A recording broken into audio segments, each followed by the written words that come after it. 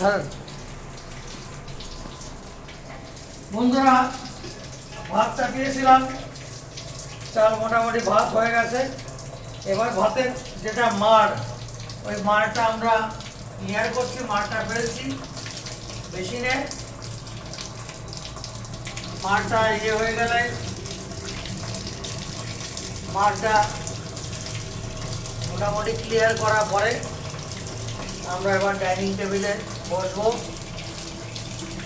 ভাত, আলু সিদ্ধ, ডিম সিদ্ধ এবং মসুরির ডাল, এটা আমরা শুরু করব। আপনারা দেখতে থাকুন।